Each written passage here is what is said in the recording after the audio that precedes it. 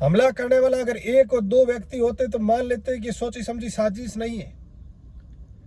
रात को सोए हुए परिवार पर इस प्रकार हमला करना, 40 से 50 हमलावर एक साथ 5 से 7 गाड़ियों में सवार होकर के आते हैं, हथियार साथ में लाते हैं और किसी को गाड़ियों में कुचल करके ख़त्म कर देते हैं, तो किसी को हथियारों से रौंद देते हैं, हथियारों से उनकी पिटाई कर लेते हैं। तो साथियों, खबर तो आपने सुनी होगी, लेकिन दुर्भाग्य की बात यह है कि एक इतना अच्छा समाज, एक सभ्य समाज, जिसकी राजस्थान ही नहीं बल्कि पूरे भारत में बहुत बड़ी अहम भूमिका रही है हर जगह, चाहे धर्म बचाने की बात हो, चाहे राष्ट्र में किसी प्रकार की जीव बचाने की बात हो, चाहे पेड़ बचाने की बात हो, वो है बिश्नोई समाज। हम सबका प्रिय समाज, हम सबका हितैषी। आज इस समाज के साथ इस प्रकार का दुर्व्यवहार हुआ है, यह हम सबके लिए दुर्भाग्य की बात है। साथियों, सोचिए, एक दो व्यक्ति होते तो मान लेते कि सोची समझी साजिश नहीं है, लेकिन 50-50 लोग गाड़ियों में सवार होकर के रात को हथियार लांद करके अगर किसी के घर में आकर के हमला करते हैं तो समझिए सोची समझी साजिश है। और बड़े दुख की बात यह है, इतना बड़ा अपराध करने के बाद भी मजाल है कि आवाज उठ जाए।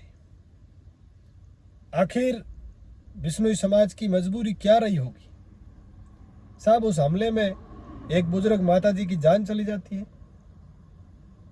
जब कहते हैं दुख होता है साहब। और उस परिवार के कई युवा, कई बुजुर्गों को घायल कर दिया जाता है जो अस्पताल में भर्ती है। लेकिन फिर भी कोई आंदोलन, कोई तरह की सोशल मीडिया पर आवाज नहीं उठी। और अगर इस सोशल मीडिया पर आवाज उठती, और अभी भी अगर उठती है, तो मैं आपको दावे के साथ कहता हूं 50 से 60 लोग, जो लोग आए थे हमला करने के लिए, उन सबको सजा होगी। ना कि 1 2 पे 302 का मुकदमा लगा करके उनको अंदर कर दिया जाए, बाकी वालों को फ्री कर दिया जाए, ऐसा नहीं होगा। आप सबको आवाज उठानी चाहिए। ऐसे परिवार की मदद के लिए हम बिश्नोई समाज के साथ हैं।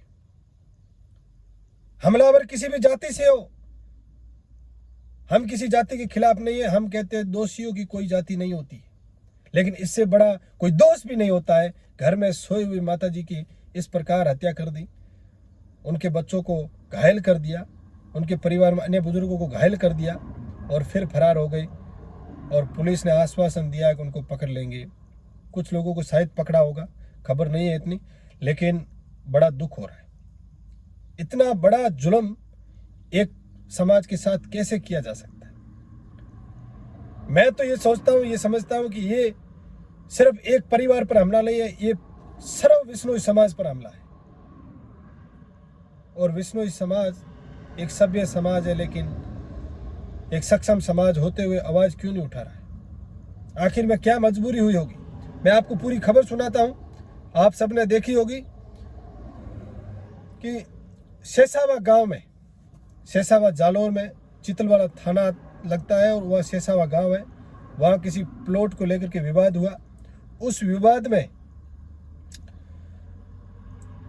करीब 40 से 50 लोग गाड़ियों में सवार होकर के आए।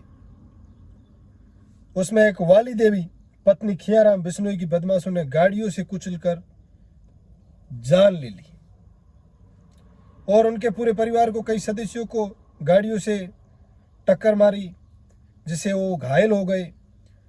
अब खबर के मुताबिक उन्होंने बताया है कि जो हमलावर थे वो गाड़ियों को लेकर के फरार हो गए और उसके बाद में बाकी वालों को, जो घायल थे, उनको साचौर अस्पताल में भर्ती किया गया।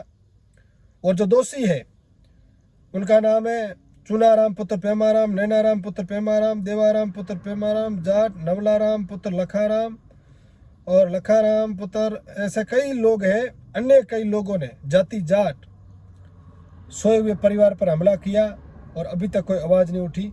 मैं कहता हूं ऐसे दोषियों को सज़ा होनी चाहिए। आप और हम सबको आवाज़ उठानी चाहिए। ऐसे लोगों को सज़ा होनी चाहिए। जो भाईचारे का पाठ पढ़ाने वाले भाई इस प्रकार ऐसे सभ्य समाज पर अगर कोई आँच आती है, हम उनके साथ खड़े हैं। मैं कहता हूं आप और हम सबको आवाज़ उठानी चाहिए। उन सभी 50 से 60 लोगों को सज़ा दिलाने में हम सबको आगे आना चाहिए। अन्यथा ऐसे लोग ये राजस्थान के अंदर गुंडागर्दी को लेकर के हावी हो जाएंगे, फिर हम कुछ नहीं कर पाएंगे।